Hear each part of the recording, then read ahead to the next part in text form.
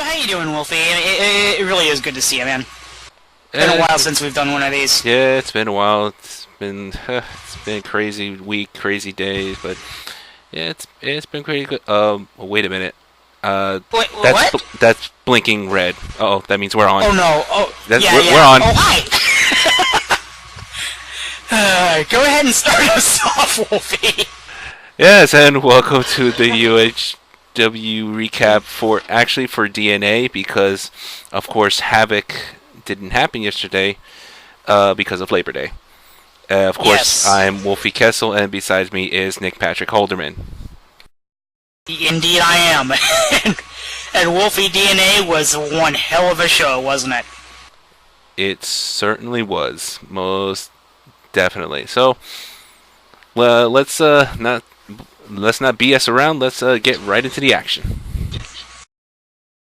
Alright, the show opened with Kurt Bombastic and Ranma calling out the Dark Watches on the way they've been acting lately, and that they're not the only original members and that UHW was the house that Bombastic built.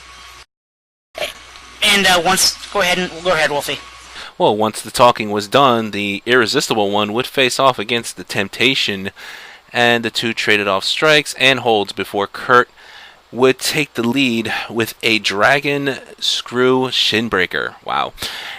Creating an opening for Kurt to go to work on Kieran's legs and to make the first pin attempt. When sent to the corner, Kieran would seize the opportunity to sneak to the outside, where Kurt would try to connect with the plancha over the ropes, only to miss and find the floor. Well, taking to the air himself, Kieran would connect with a suicide star press, leaving them both sprawled on the floor. So Kieran, making it back to the ring first, would take the advantage of a suplex and try to pin Kurt.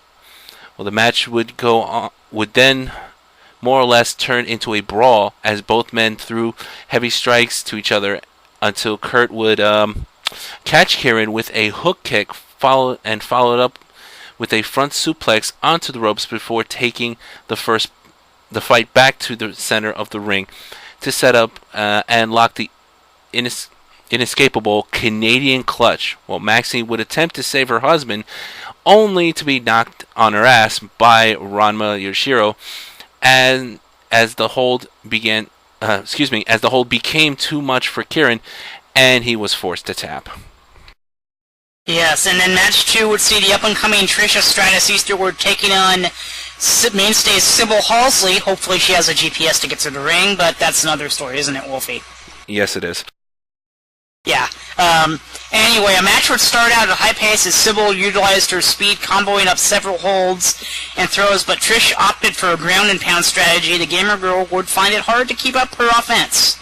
Sybil returning from an Irish whip would score with her crossbody, followed by a springboard leg drop, and Rolling Thunder only getting a 2 count.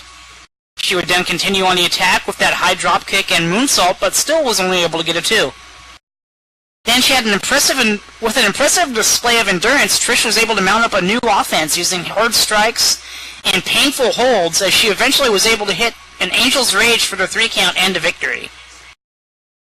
Well, for our third match, the International Honored Crown Champion, the Church Boy, or as some people would call him, the Church Ninja, Vince Easterwood. I think that would be his better nickname. Yes. I think that would be his better nickname. Well, anyway, Vince Easterwood would be in non-title action as he went up against the Mave Machine, Maven Gothley. Well, the various styles of the two men made for an interesting opening as technical wizardry met expert brawling, keeping the match quite even.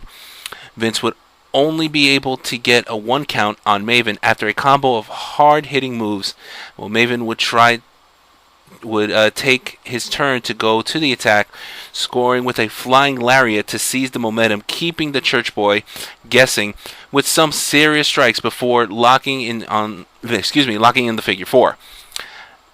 However, reversing the leg lock, Vince would take over, keeping Maven off his feet with vicious throws and holds. With the use of the rededication, Vince would score a pin attempt that failed Vince. But when that failed, Vince would lock in an arm trap crossface. After getting to the ropes and back on his feet, Maven would connect with a running bicycle kick and get the 2 count. Now Maven would continue on the assault, but would get countered with a DDT when going for a gourd buster, giving Vince a chance to mount an offensive leading to a corkscrew neckbreaker and an attempted pin. Now the two would then exchange strikes and holds until Maven would score with his HOC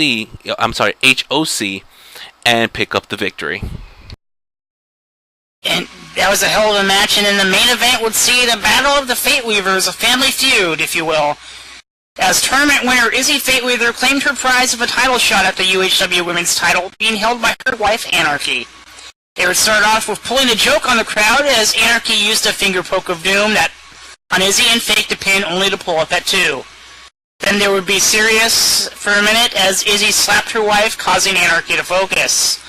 The pair matched each other for combo, both scoring 2 counts in the early going.